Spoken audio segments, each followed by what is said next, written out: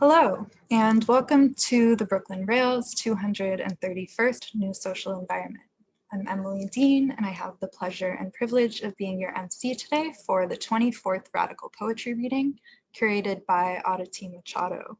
We're also thrilled to have the poets Joss Charles, Joey Yearous-Algozin, Ginger Cho, and G.E. Patterson, Ginger Co, sorry, and G.E. Patterson here with us today. To begin, I ask you to join me in acknowledging the Wappinger, Canarsie, Munsee, and Lenni Lenape people of the Delaware Nation and Shinnecock Indian Nation, the traditional owners of Lenape-Hoking, the unceded land and waters on which we stand. Finally, the Brooklyn Rail stands in solidarity with the uprisings in response to the murders of George Floyd, Breonna Taylor, Tony McDade, Nina Pop, David McAdie, James Gerlach, Jamel Floyd, Ahmaud Arbery, Rayshard Brooks, Rhea Milton, Dominique Remy Fells, Toyin Salau, Walter Wallace Jr., and countless others we have lost to white supremacy and police violence in this country, and acknowledge that justice will come from the streets, from the nation demanding accountability and refusing to move on until Black Lives Matter in the eyes of the state.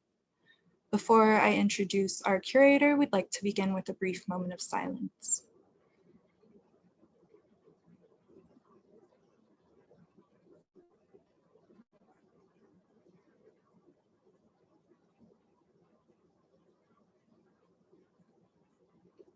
Thank you. And now to introduce today's curator. Aditi Machado's books include the poetry collections Emporium and Some Beheadings, both from Nightboat, and a translation of Farid Tali's Prosopopoeia, Action. Her essay, The End, appeared as part of Ugly Duckling Presse's 2020 pamphlet series, and she teaches at the University of Cincinnati. Aditi, take it away. Thank you, Emily. Good morning, or good afternoon, or good evening, depending on where you are in the world today. I'm speaking to you from snowy Cincinnati in the Midwestern US. Thank you, Fong, Anselm, Emily, Nick, and all at the Brooklyn Rail for this invitation to organize a portion of our collectively experienced time. On and off, in anticipation of today, I've been thinking of how to describe what this is meant to be, what it felt like when I participated in the same series in September with Brandon Shimoda as curator. The phrase that keeps returning is to keep vigil, to keep an afternoon vigil, I guess, a vigil over feeling. Felicitously, as is the way of poetry picked at random off the shelf, on Monday morning, I began to read C.D. Wright's Rising, Falling, Hovering, which Wright wrote partly or entirely, I'm not sure, during the US-led war in Iraq. And I came to these two lines in the central long poem. Floods of feelings militarize our nights. Floods of feelings militarize our nights summarizes the reasons why I invited Joss Charles, Ginger Co, G.E. Patterson, and Joey Yearous-Algozin to read for us today. At different moments in the past year, they've militarized my feelings. They've activated some unfeeling side of myself toward how to act, how to be, how to change, how to witness the present, how to imagine the future. This has been necessary because in the new social environment, which is also the old social environment, it's not simply rage that one feels, not simply despair or fear or loneliness. There's also the absence of feeling, the absence of attention, the inability to think, to improvise, to act. On the one hand, I don't know what the radical is. On the other, I know it is born from deep funds of feeling. By feeling, I mean emotion, but I also mean sensation, the immediacy of somatic reception, and then the going over of it again and again, ruminant and prolific sensations. I'll soon introduce each poet with their bios and invite them to read their own work or someone else's or a mix of the two. But first I'll get things started by reading two poems by two great poets that I deeply admire. And the first poem is by Ed Roberson from his book, to see the earth before the end of the world. We look at the world to see the earth. We look at the world to see the earth, at the silver pedestaled globe to see the grounds. We see what we've done with it, what it has to do with. We see our face bent to a surface.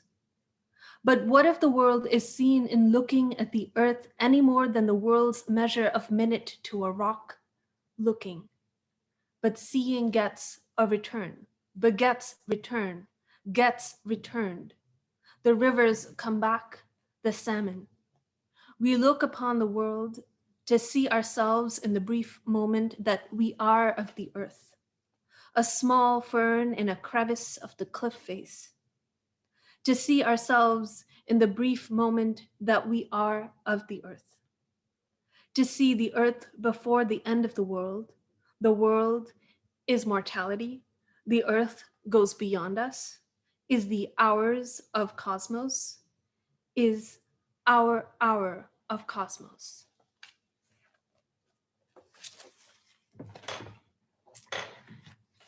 And the second poem is a different poem from Rising, Falling, Hovering by C.D. Wright, and it's called Like Something Christenberry Pictured.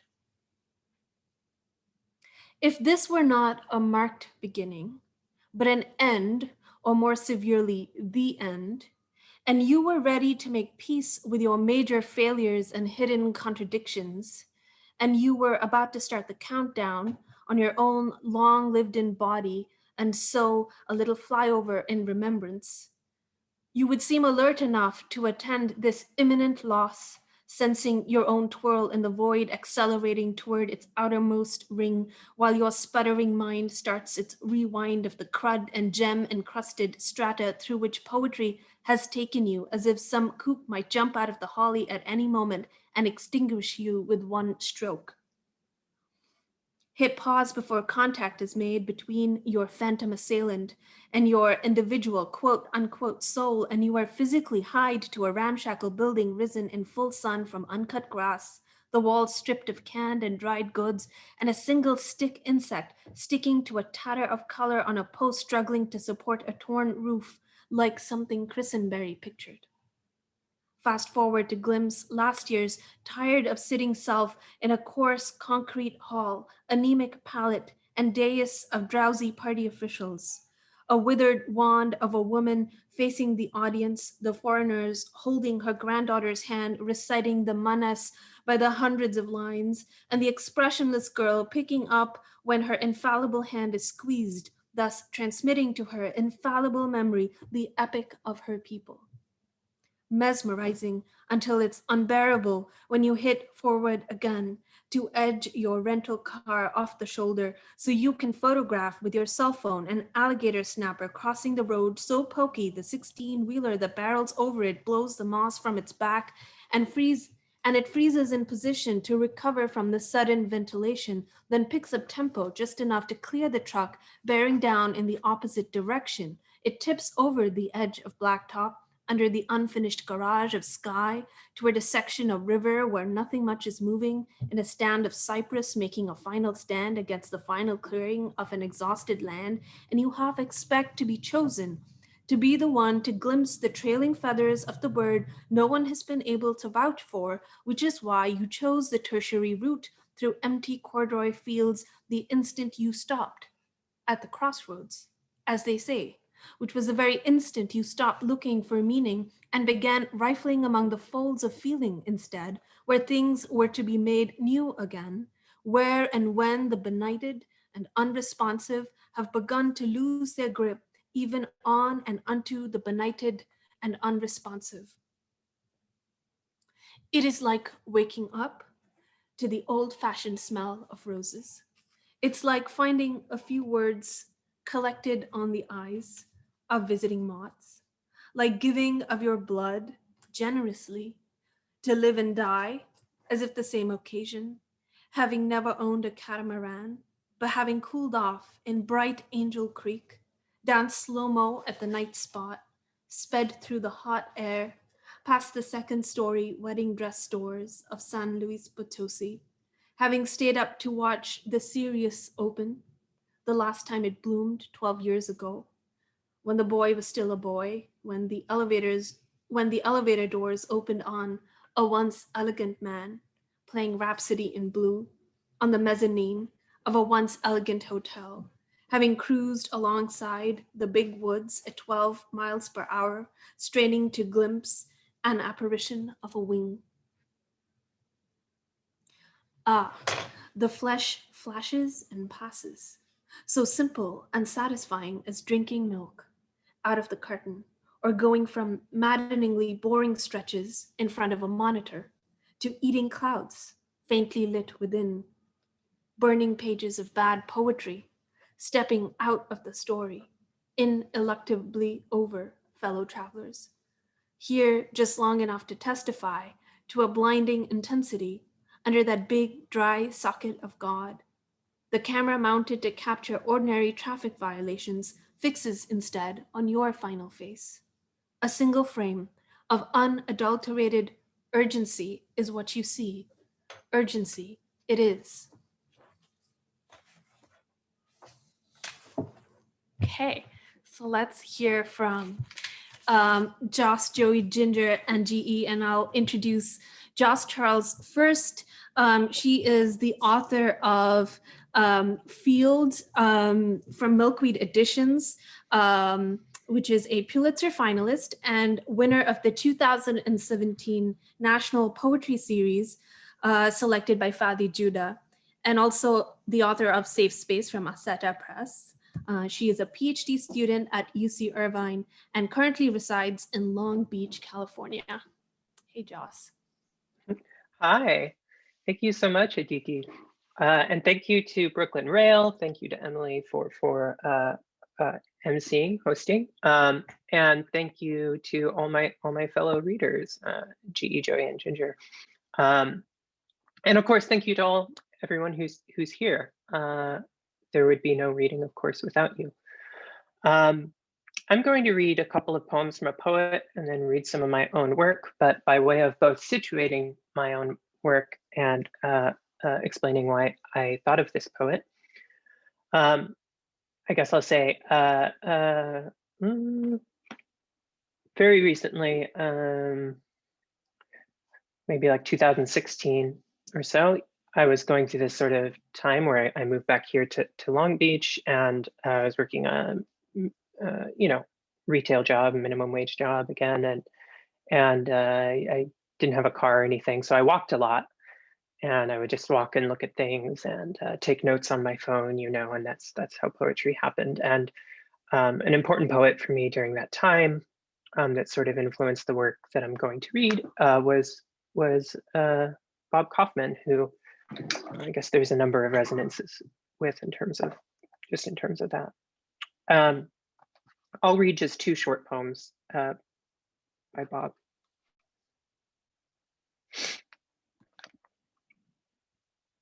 Michelangelo the Elder.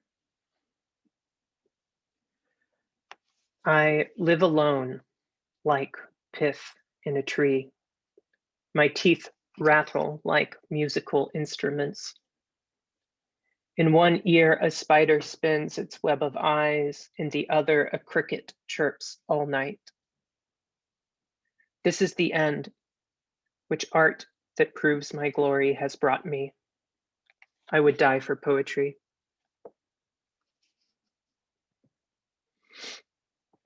And then I'll read I Am a Camera, which was a reworking also of a poem called The Poet, both of which appear in Ancient Rain. The poet nailed on the hard bone of this world, his soul dedicated to silence, is a fish with frog's eyes. The blood of a poet flows out with his poems back to the pyramid of bones from which he is thrust. His death is a saving grace. Creation is perfect. So I'm going to read some poems. I'm not sure how many yet from a sonnet cycle. We'll see how long it takes me to read them. That's a series of sonnets. It's a very tiny sonnet cycle called a night cycle. And it's for after JC, someone who I knew and was very close with who passed.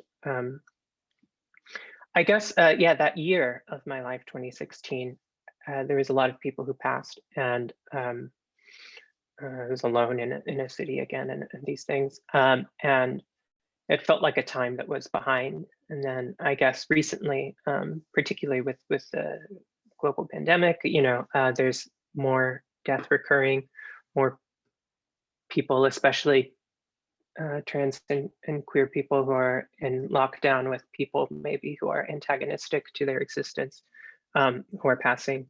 And so it felt like a kind of recurrence.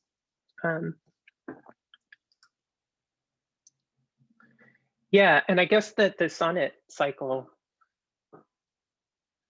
is like so often a space to hold something, to hold to someone gone, someone one pines for, a kind of image one can return to, a canopy one can lean under, things like this. And I guess I was, you know, which is something like light, something like a photograph, something like representation, something one can hold to. And I guess I was in this other feeling that the cycle was a kind of nighttime, a kind of walnut shell in which voices could resonate, in which conversations could continue, in which the voice of the beloved could still sing, but you were outside of it and you could hear its muffled sound, but you couldn't reach it, and that was beautiful and more honorable in a way. A night cycle. 1. Day bore us for a time in cold light, spoke clear of antagonism or its obfuscation. It offered firm edges. Now is the hour keys jangle in pockets that house keys still, and geometric eyes of men shut before you, who shut eyes earlier before a possum crawled up the tree to die or rest for a stretch, the yellow of leaves underneath and quivering. Quite fundamental, the non-orientability of objects at night. We share this, a palace. We imagine and build, pigment by pigment, atop palaces of flesh.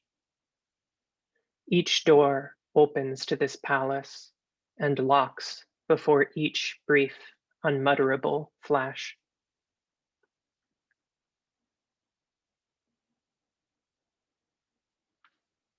2. Difficult to speak of violence, beauty harder still, and the violence of beauty often goes unsaid. Still, people wake nearly every day, hold their breath. Excised by language and walking a coast, I pass a man throwing back a fish. Boys blowing smoke from a lifeguard shack. I had thought the sea a membrane bound to shore. Shoals exceptional puckered through, but the sea is not a surface. It is tombstoneless, offers no language to exercise you from you, however one might try. I walk all night a coast and see no limit, or no longer try.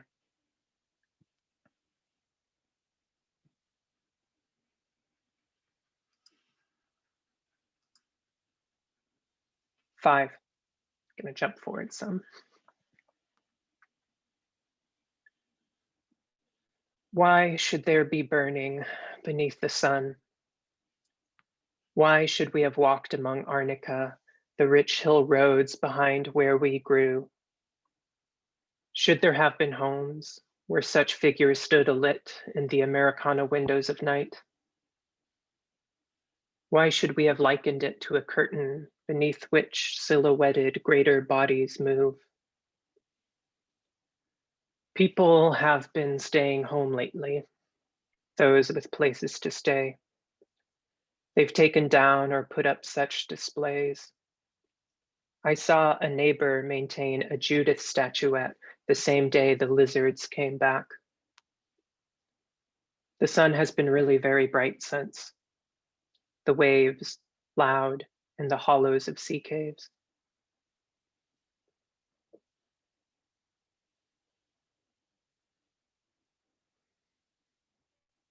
One day I was walking and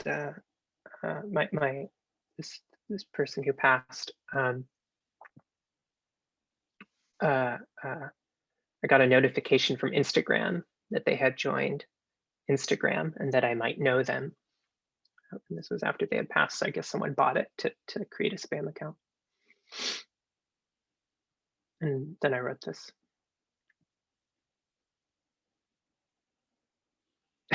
And then edited for a long time after. It did not come out like this. 6. Could I describe the light on concrete at 5 p.m.? At 5, could I describe the light? What a line divides, a party line. Cathexis, meridian, I bear my voice, my shoulders sense. Was it my voice? Inelegant the light through the leaves. Your number lit up my screen. I clicked to see another profile bought back from the dead, weeping in the park again, light falling through the leaves. Meaning is what of music speech exempts. I burn leaves, bury ash beneath sea rock. You alone transcribe these. I am but a donkey. I follow thee.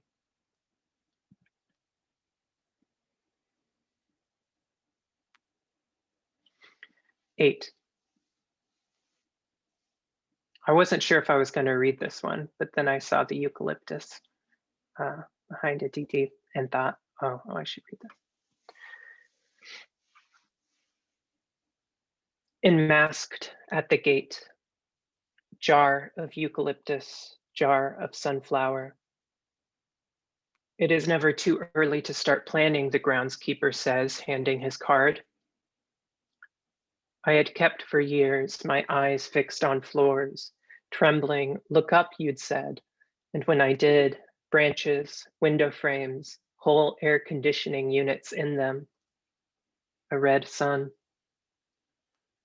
Beside a birchling, bending, yes, he says, found it, a patch of yellow, not yet marked with name.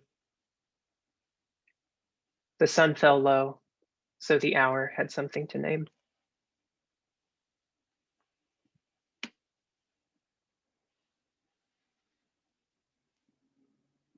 I'll read 2 more. 11.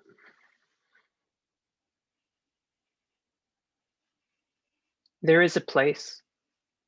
It bends, nears the possible, while we, less than sleepers, busy ourselves with designs fashioned and fashioned still.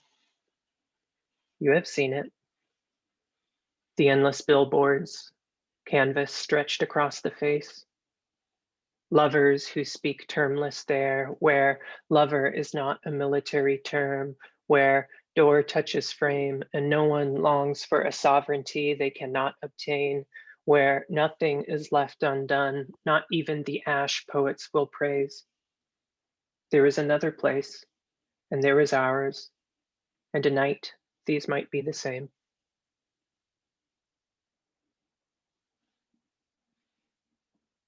This will be my last one. Thank you to everyone again. 12. When I ate my fill, I sang a hearth song. When endless the day waged on, when I sat with girls lighting candles and said, "Look at the moth, the lowly moth." When you taught the righteousness of ox, the peacock's song was the song you sang. When the newswoman said I ought to die, and you did, and the day was an afterlife, the night a grace. When I dreamt the song I sang would end when the dream would end. When all would be, oh, it already is, revealed, Salah, and darkness was under your feet. Thank you. Thank you so much, Joss. Thank you for reading the eucalyptus poem and for asking why should there be burning under the sun and pointing out that the sea is tombstoneless. Next up is Joey Yearous-Algozin, who is the author of A Feeling Called Heaven, coming soon from Nightboat Books, and also of Utopia and the multi-volume The Lazarus Project, among other works. He is a founding member of the publishing collective Troll Thread, and he lives in Brooklyn, New York. Hi, Joey. Hi. Hi, everybody. Thanks, Aditi. Thanks, Joss. That was lovely. Thanks to everyone for having me come. I'm going to read a short bit from John Cage's lecture on nothing, and then kind of the opening movement to this book, A Feeling Called Heaven, that's coming out in August, and then a little Meme Bursenbrugge, because why not, right? It should take about 12 minutes. Okay. This is John Cage's A Lecture on Nothing. Also, can you see that guy over there? That's right. I brought my own audience. Okay. Cran, say hi to the people. Yeah. Okay. So John Cage's A Lecture on Nothing. Regarded as something seen momentarily, as though from a window while traveling. If across Kansas, then of course, Kansas. Arizona is more interesting, almost too interesting, especially for a New Yorker who is being interested in spite of himself in everything. Now he knows he needs the Kansas in him. Kansas is like nothing on earth, and for a New Yorker, very refreshing. It's like an empty glass, nothing but wheat. Is it corn? Does it matter which? Kansas has this about it. At any instant, one may leave it, and whenever one wishes, one may return to it. Or you may leave it forever and never return to it, for we possess nothing. Our poetry now is the realization that we possess nothing. Anything, therefore, is a delight, since we do not possess it, and thus need not fear its loss. We need not destroy the past. It is gone. At any moment, it might reappear, seem to be, and be the present. Would it be a repetition? Only if we thought we owned it. But since we don't, it is free, and so are we. And then, so this is the opening section of A Feeling Called Heaven, which Aditi said is coming out in August on Nightboat. I wanted to show you something that would give you pleasure before the end of the world. I thought I'd play you a video of antelope or deer moving as a herd across an expanse of green grass, shot from the door of a helicopter, flying in unison with the animals below, as the repurposed foundation for the death of this planet in X number of years. For there's nothing to be done now, but love and embrace the silence of our impending destruction as a species, one that was offered the gift of consciousness through accident or divine fiat, and has done little with it, but slightly lessened the suffering of a few, i.e. the bar was so low and desire so brutal. There's nothing to be done now but to await our own destruction in the presence of each other. This patience, then, is really all that's necessary. And not saying how the world could be better, it can't be better. A better world isn't possible, but patience is possible.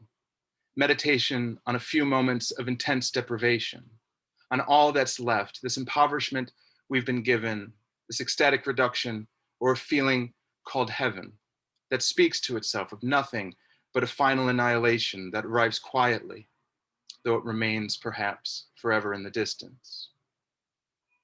I wanted to show you something that would remind you of a time in your life before we came together, as a way of finding some trace of pleasure or happiness in the presence of each other, and not through a rejection of the world, but a radical acceptance of our own impoverishment, one that allows us to welcome passivity as a way of reducing both the mind and body to the minimal frequency necessary to maintain this place we now occupy together as we wait for the true end of the world, which is already here, and yet has only just begun, an end that began without us, but because of us, and now no longer needs us, as it makes its way slowly through each and every one of us, and each and every successive generation. I want you to allow this feeling called heaven, which is little more than a recognition of our presence here together, an acknowledgement that we're not outside the world, and yet nothing's demanded of us, to create a modicum of calm and stability, sitting here in the company of each other. Because the world is dying, at least for us. We've made it an inhospitable place for us. And yet there's pleasure to be found here at the beginning of the end of the world. And as you sit listening to my voice speaking to you, I want you to remember that this is only the beginning of the end. And so we're embarking on this journey together, or more accurately, we're engaged in a process of reduction that erases any distinction between you and another, so that you become just one body among many, a material object severed from its utility, merely occupying this space for a time, in which we come to regard this wretched thing we call our body, this vessel or vehicle, as little more than a seat of pain and frustration, yet one we hold so dear, as it shrinks in terror at night, as the room in which you're lying down or sitting up, listening to the sound of my voice, settles around you with a noise disconnected from any discernible source, which for that brief moment makes you all too aware of your own fragility. Or at other times, as it swells with anxiety, something you feel welling within you, say on the train, when the arm of a stranger sitting next to you relaxes against your side, gently pressing into your ribs, and you resist the urge to turn your face, to look at this person sitting next to you, and acknowledge this physical closeness and inadvertent touch that wants nothing from you, but needs a place to rest. A place at the beginning of the end that we cannot see, but rest assured for this moment together in the calmness of its late arrival. And in this way, you can think of my words, what I have to say to you, as constructing something like a side altar, a place for us to watch for those who will eventually come and replace us, only to keep this watch in our place. For we're little more than surrogates who've come to regard this vessel or vehicle, this wretched thing we call our body, as something like a coat or sweater, placed gently on the chair beside you in a darkened movie theater, holding this place beside you for a friend who is on their way to meet you, but has been delayed, and whose absence gives you a reason to keep sitting where you are. And as such, we come to occupy the space between what came before and an end that has already arrived. Visualized in this way, we can understand this beginning as it occurs in the distance, far from us, as something like a boundary, or more accurately, a wall to gently lean against. As we sit together here in each other's company, I ask that you focus, not on the individual thoughts as they pass through your mind, but on the structure of your mind, as the channel that these thoughts travel through, as the unconscious communicates with the conscious mind, giving meaning to all your interactions with the world, your beliefs and habits, your feelings and emotions, each individual sensation, which is simply a message or information traveling through the very material by which you've come to understand, say, the trauma you underwent in being expelled from your mother's body, of gradually assuming this separate and isolated character, this faint noise in the background of your mind. And as you close your eyes, listening to the sound of my voice as my voice and your thoughts become one and move together from the foreground to the background, fading into a dull hum of atmospheric static, not unlike the hum of the air conditioner that keeps the room you're sitting in at a comfortable 70 degrees. I want you to allow your attention to wander away from my voice and listen to these ambient sounds that vie for your attention daily. These parallel tracks coming together in the mind to create the hushed sound of traffic in the street below your window, or your upstairs neighbor moving a chair against the hardwood floor of their living room. And as you listen to these layers of sound, I want you to remember that this hum is simply the sound of our collective death, which we patiently embrace, even if unconsciously, accepting this knowledge that emerges as the foundation of our lives together, that not only will we perish individually, but that our time as a species is drawing to a close. And while this knowledge remains unthinkable, there are moments here together where we can envision the quiet that would exist without us, as the clouds break and the sun glints off pools of irradiated water outside a freeway on-ramp or hospital parking lot, in which a few discarded syringes or fragments of plastic tubing bob in the light breeze, traveling across a world emptied of our presence. Okay, and then I'm gonna finish with a little bit of Mei, because like I said, what day doesn't need a little bit of Mei Bersenbrugge in it, right? I don't think I'm alone in that feeling. Okay, this is from Fog, her book Empathy, that was just re-released on New Directions. It's just in the middle of it.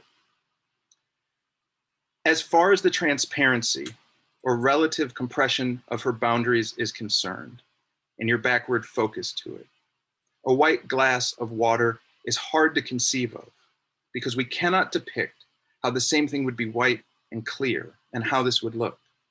She doesn't know what description these words demand of her since she is alone. She can sometimes see the events of a story as if they lay behind a screen and it were transparent, rather like a sheet of glass, since human beings can be reflected on a smooth white surface in such a way that the reflections seem to lie behind the surface and are seen through it. She can describe for you the phenomenon of feeling her way through the fog. For whom does she describe this? What ignorance can her description eliminate? Which person is supposed to understand her description? People who have been lost in fog before, or people who have lived on the desert and never seen what she would describe? You can be trying to connect the experience of being lost with something external or physical, but we are really connecting what is experienced with what is experienced. So when she tries to talk about the appearance of the people's feelings around her, she wants to connect how it appears to her with what is solid around her. But she could connect appearance with appearance, how people seem to feel, and they're communicating with each other within this appearance, from one person to another. Is it possible for 4 different people in this way to have 4 different spatial concepts within the crowd? Somewhat different ones? Different with respect to one or another feature or heat inside a building, such as arm span or eye contact. And that could impair their mutual understanding to a greater or lesser degree, but often hardly at all, like ice broken up on the sea. From above, I can't tell what distance away it is. All right, thank you. Oh my goodness. Thank you, Joey. Thank you for placing us at the beginning of the end. And thank you for that arc from cage to a feeling called heaven. I feel like you showed us something. You wanted to show us something and you did. And also for Mei Bersenbrugge. Next up is Ginger Ko. And Ginger Ko is an assistant professor at Sam Houston State University's MFA program in creative writing, editing, and publishing. She is the author of Mother Lover from Blue Books and Inherit from Sidebrow, as well as several chapbooks. Her next project, a book is interactive app, is forthcoming from the operating system. Welcome to the Zoom stage, Ginger. Thank you so much. And thank you so much, everyone who's here. It's really great to see all of you. I'd like to start my portion of the reading by reading an Alice Notley poem, We Thought We Were Our Own. And I think it's a wonderful poem, though I must say that I have moments of resistance to some of the hypotheticals that the poem presents, but I love the poem because it always makes me think about the things that are important to me. We thought we were our own. We thought we were our own for tens of thousands of years. We thought there were others like us, but who identified with a different story, or truly other people. But we are all the people, aren't we? We the people. We have forgotten how to be we the people, someone says. Have we? Says another. We, if we're the right we, are the people. We can be we everyone in the right thought. We found our own true love when we were young, but we didn't know why we had to do this. Hadn't we always? And now we don't know.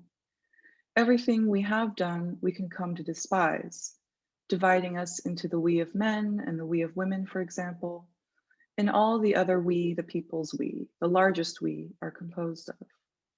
Can we truly be this most large we of all the people?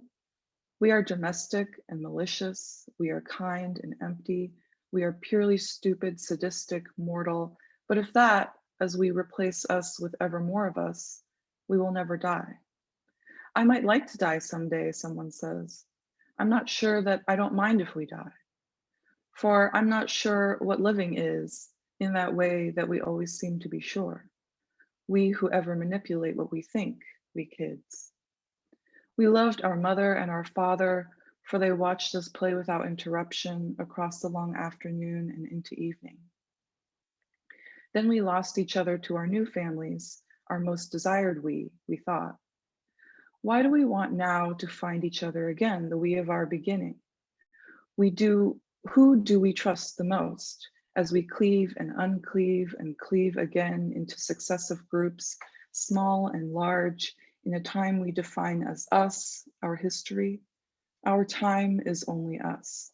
Time, the substantial we, epochal and great, as only we can see it, our particulars. In the historical library, one reads our book. Don't you want to know what's real? Don't you want to worship our pitiless exclusion of the times we don't know, can't remember? We found our shores walking across a shallow ocean or rowing in boats, or we just materialized alongside the people we are most like who aren't people. Maybe they're people, maybe the apes are people, and the birds, lizards, and lilies, we say. Fish and algae, the sweet other mammals, the dear ones, the spiders and frogs.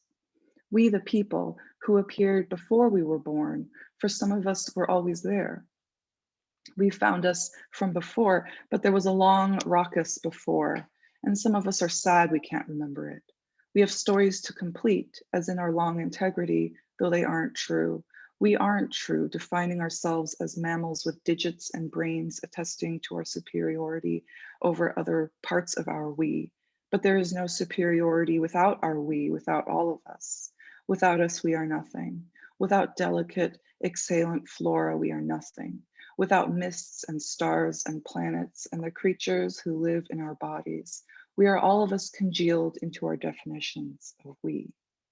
We go where we live, there is nowhere else. We make ourselves hats and gendered pants and skirts. We are sure we are correct in our details. We are of our times, our class and our values, correct as only we know how. And our machines excite us so much that we consider them us. We want them to think and act as us. We are our body of the airplane, the computer, and the car. We are our canon and our rebellion, but that is more of a story we have invented that is urgent, appropriate, and true.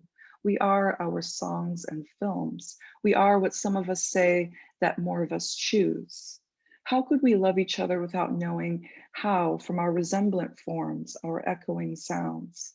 We can identify ourselves from our pastimes and our loves, for aren't we our loves above all? We hate the ones who are spontaneously different, as if what they loved accused us of unhappiness. We divide then. We don't know which of us are really our ethic or element. We are changeable in our moods, for we are what is. We watch with our eyes of us the squirrel person streak across the road, and with our hands of us we write words in a notebook of our language. These marks as on an airplane wing, blazing our words for us to read, though some part of us can't read. Some part of us is unlettered and describes us by living. Some part of us has no leader, no police, and no protocol. We in that part are above us, are the us to which we will return. We knowing the clear-edged poem of the object we see as us, we who act. We could never sit at this kitchen table without our terrible and beautiful past and our poems that tell us who we are. We know ourselves inside the extinguishable light, but we know ourselves in another universe. We are here by our agency, which we cannot remember. A world like a boat passing by, and perhaps another on the dark water. How could we stop being us, even when we leave the jeweled cinema? We are gravely and lightfully blessed, but we bless ourselves. We are our way, but we fight within it and about it. We step on the fragile thread of our way, going about with no other explanation but givenness. This is our gift, but who or what can have given it to us except for us? So I am going to read 4 of my poems now. And ahead of time, I'd like to thank you for going along with me on this experiment that I'm doing. I'm going to be sharing my screen so that I can provide captions, my own captions to what I read. And there will also be some video content, just, you know, images and sounds from what I see most of the time, which is the inside of my house and my backyard. And the poems that I'm going to be reading are, you know, they're my pandemic poems. So not to double down on all of our pandemic feelings, but, you know, they're thinking about the frustration that I, and I'm sure many of you have felt about relying less on physical proximity, but more on communication as a way of connection and correspondence with others. And in general, I've been thinking about what self-disclosure really means. And so this slideshow that I'm about to share is also my way of trying to share more of myself with you, and you know, certain parts of myself that don't always get seen.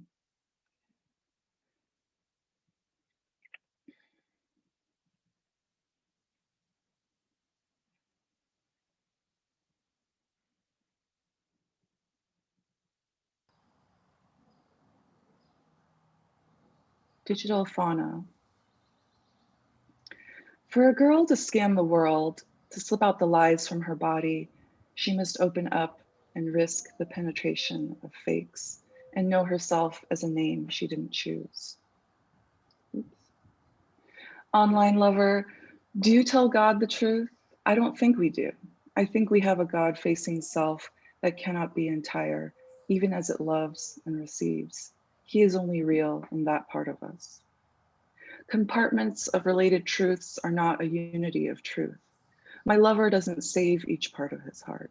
He uses it whole over and over again while I crouch over each of my portions. Who is more sincere? Our minds abuzz, but our bodies never completing, just beckoning, the shameful outlet soaked. Writing is my proof, but proofs are only specifically true, and I think the sum of my specifics is a lie. My heart and blood recede, but my electrics seem to be in love, ceaselessly conversing. I don't agree to this hallucination. I like the decadent privacy of text, but a part of it feels mistaken. Others have taught me that many harmful things require privacy. Surrounding images say I'm not how I'm supposed to be. It's only in text that I can belong, even brilliantly. Meanwhile, pollen keeps coating the world, gathering into clumps on the water. The snow never melts in the empire's shade. What am I to do, shaking lily? The network doesn't always register the murder of their kin. Sometimes there is simply an absence among their number at the beginning of the night when it's safer to sleep, huddled together.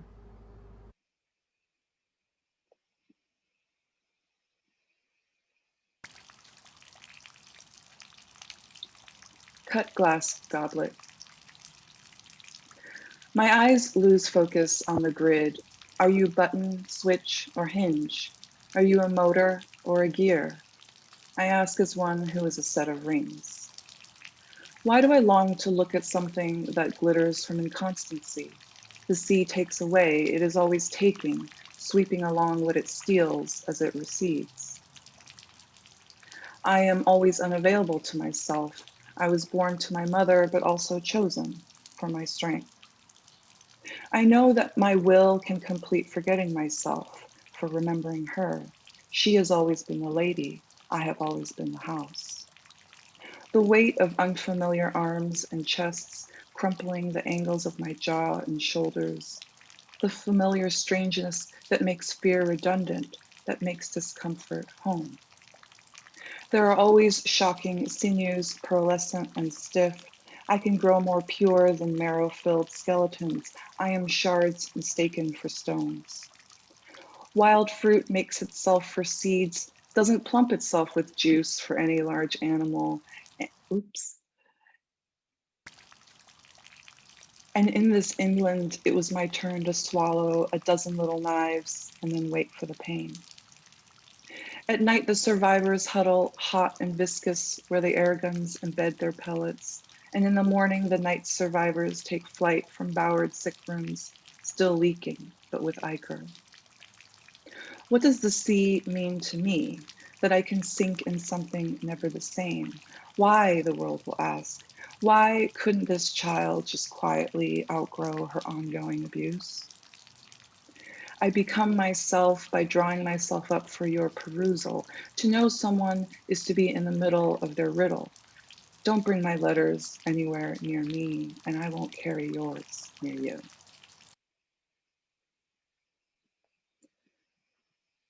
Chlorine.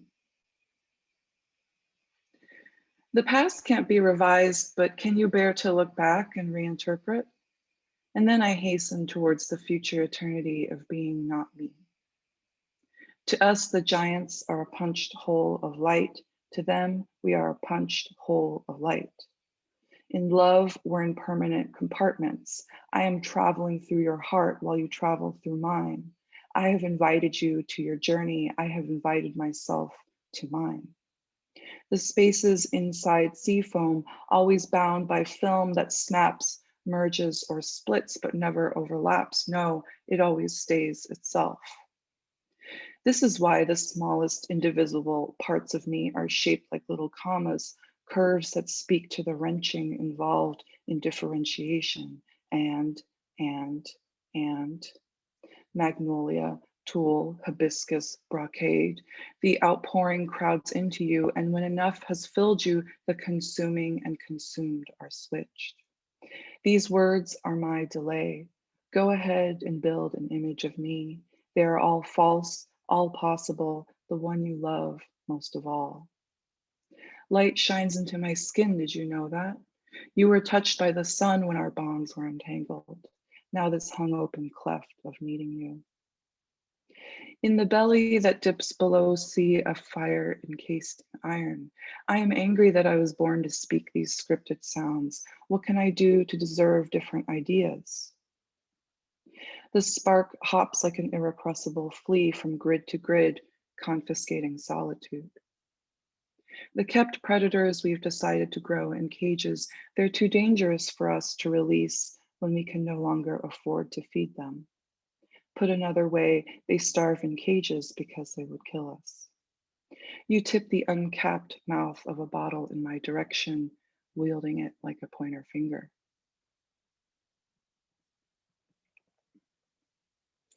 And this is my last one, intercession.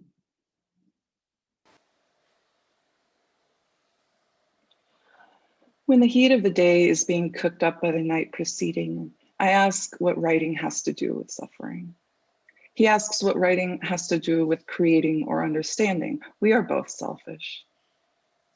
Why do we crush things down when the universe is flying apart? It must be the dramatic absence left by star death that tricks us. Heartbeats lurch into my head. Thick plates of ice crash. Fish still alive shudder in the crumbles. When I think of extracting my obsession from its utter diffusion in my body, it would be soft as melting wax, thick as milk. To write is to show that I think there is something worthy inside me. We found each other by chance. No, yes. We found each other by chance, though we could only have found each other. I was too much. I was a part of the noise in his head that he wanted to silence. And the noise he made in my head, he wanted that back too. I was using him to tell about myself, to feel alive. My letters are a loop on my heart, a heart that is changeable and self-serving. Perhaps you, reader, are my intercessor. I am offering these words to you, though I know the offering is also an attempt to claim and take for keeping.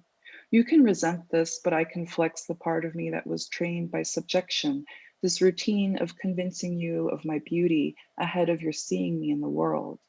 I know that you can only tell if something belongs when it tricks you into looking like it belongs. I can go ahead and give you the still shock, the death bright forest, the starling outside the window that squeals for the chains of a swing set.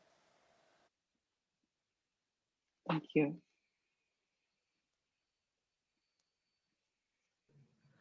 Thank you, Ginger. Thank you for, I feel like I was visiting with you and then also visiting your soundscape. And I too don't agree to this hallucination. Thank you so much for your work and for reading Alice Notley too. Next up and closing us out is G.E. Patterson, who is a poet, critic, and public artist.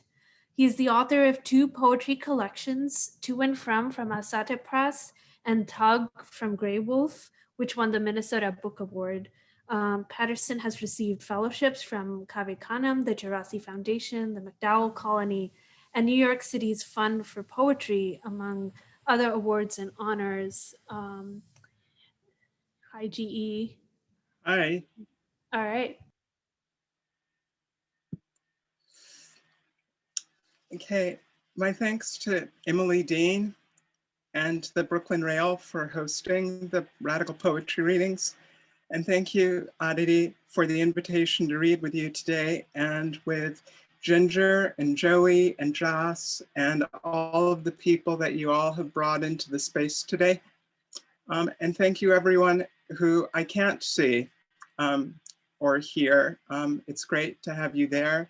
And I appreciate everything that you're offering in the chat. I'm GE.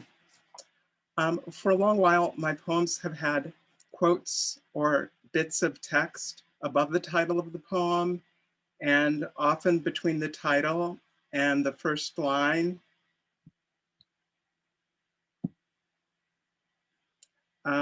This is one that has quotes above the title. And if you saw it on the page, the title would be in bold face.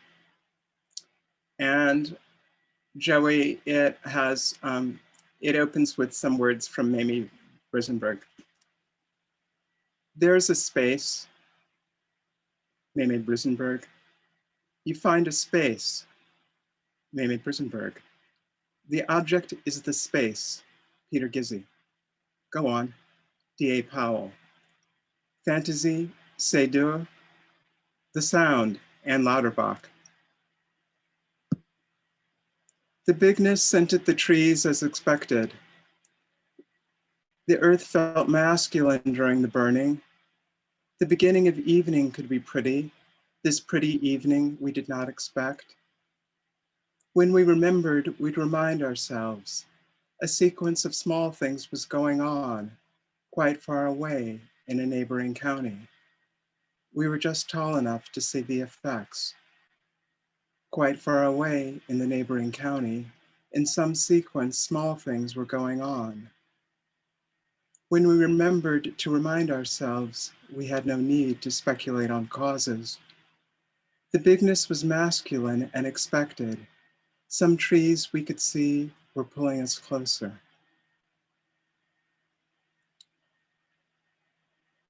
And from Jennifer Sun, her book, Red Flower, White Flower, I'm going to read this poem that begins, "The boy loved his father."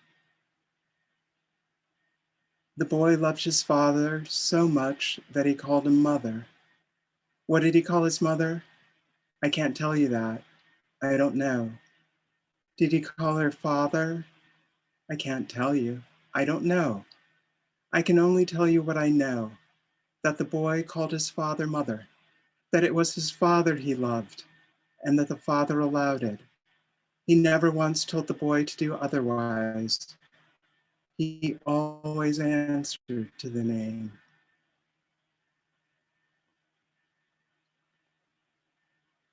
And this is a poem by Russell Atkins. I think it turns 45 this year. Probability in birds. The probability in the yard. The rodent keeps the cat close by. The cat would sharp at the bird. The bird would waft to the water. If he does, he has but his times before. Whichever one he is, he's surely marked. The cat is variable. The rodent becomes the death of the bird, which we love. Dogs are random. And this is an early poem by Harriet Mullen, republished in her book, Blues Baby. It's titled, My Grandmother.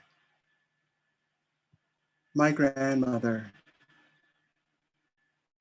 White men opening doors, for her was liberation.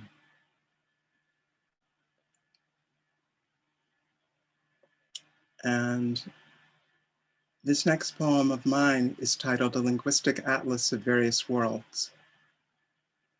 See, Matthew Arnold, promise, Stendhal, born Marie-Henri Bell, never have, A.J. Verdell, a linguistic atlas of various worlds.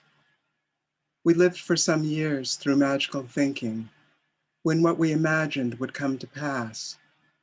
Things could happen in the sequence we wanted. Though it might seem strange to admit that now, the ramifications weren't overblown. Some things rose in the dark and went unobserved. Without our wishing, some things went away. We grew unsure an adult understanding. If time hadn't moved us, we'd try again, to be hopeful and act terribly happy. You would think sorrow might have made us strong, but that feeling ended with our belief. Hope was then our gateway to happiness. Once we believed that, it was what we were. In the world, wherever we were going. Clay, William Butler Yeats. The beginning, Robert Duncan. There is nothing else, Ludwig Wittgenstein.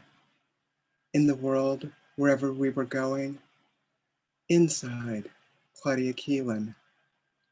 Would have been, Leonard Woolf. We have this which we claim we would not trade. For all the rainy days, some fear might come. It seems impossible it might not flower in the years and years that lie still ahead. That would not be disappointing, but it maps this desperation of the subaltern. In this heat, the thicket's thorns a bright rescue, born at a roadside inn of easiness. Sometimes it seems that this is all about, perhaps even now, touching everything. We still don't know today how close we came to build upon what is not yet, forgetting. How far will become clear we cannot see. It ties us to another otherness. It was there for us from the very start.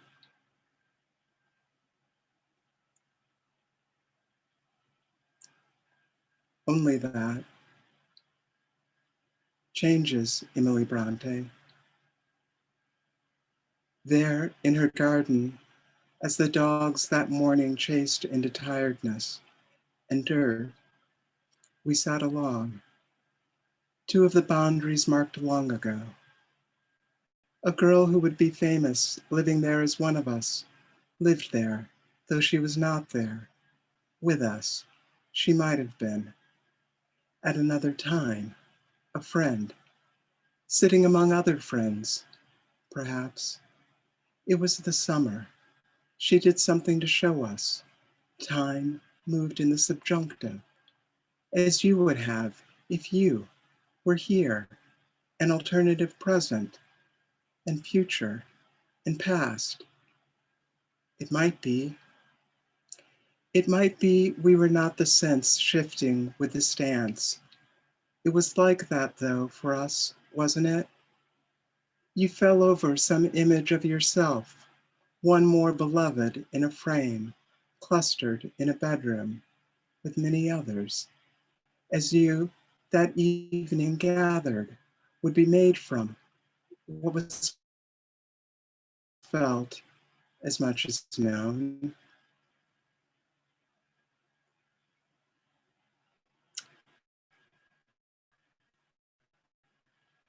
And I'll close with this poem titled Sill. Sill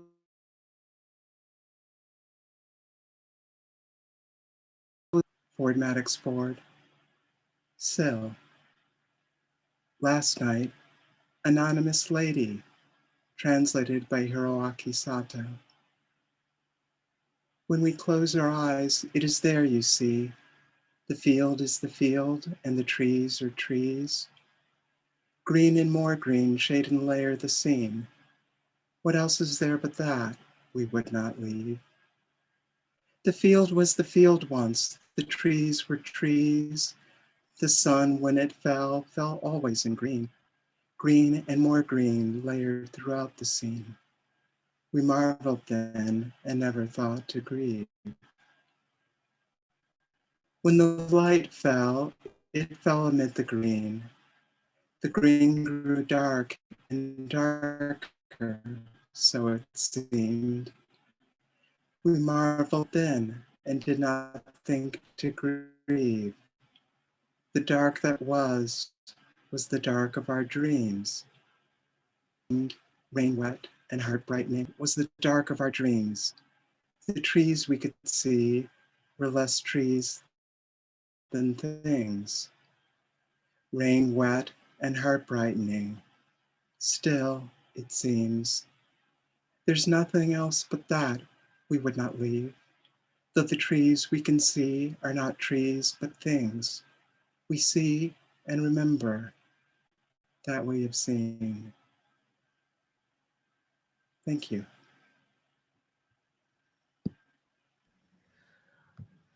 Thank you so much, GE. I think that time moved in the subjunctive feels so like the most profound thing I've heard in a long time that seems true to me. And thank you to everyone for reading. I'm gonna hand it over to Emily because I'm a little overwhelmed with the words that I hung on to from all four of you. Thank you so much.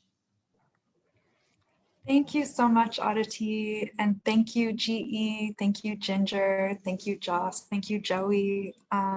This has been such a lovely reading and really wonderful to hear you all. And thank you, Aditi, for bringing together such a wonderful lineup. And thank you to everyone who tuned in today. Before we say goodbye, we are celebrating the Rails 20th anniversary this year. So please consider making a contribution to our anniversary fundraising campaign to keep the Rail and our special projects free, relevant, and independent, like our NSE conversation series and our special project, We the Immigrants. Every amount matters to us, and you can check out the chat for more information or ask one of our team. And please join us tomorrow at 1 p.m. for Common Ground Black Art Library Part 2, a conversation between Ozma Walton, AJ Garrard, Masio Paisley-Keeling, and Amani Olu. We'll conclude with a poetry reading from Kyle Carrero Lopez. And you should all now be able to activate your microphones to say goodbye. Thank you all so much. Thank you. Thank you, Aditi. Thank you so much. Thank you. Great you, readings. everyone. Thanks, Josh. Everyone. Thank you, Thanks a everyone. lot. So much. Such Thanks, great Aditi. direction. Thanks, Joey. Thank you, Ginger. I love those videos. Yeah, Thank it you. was amazing. Love that, Josh. Wonderful. Thank you. Thank you, Good Joey. to see you, JC. Thank you, JC. This is amazing. Thank you. Beautiful curation. Aditi. Beautiful, beautiful. Great readings. Thank you so much.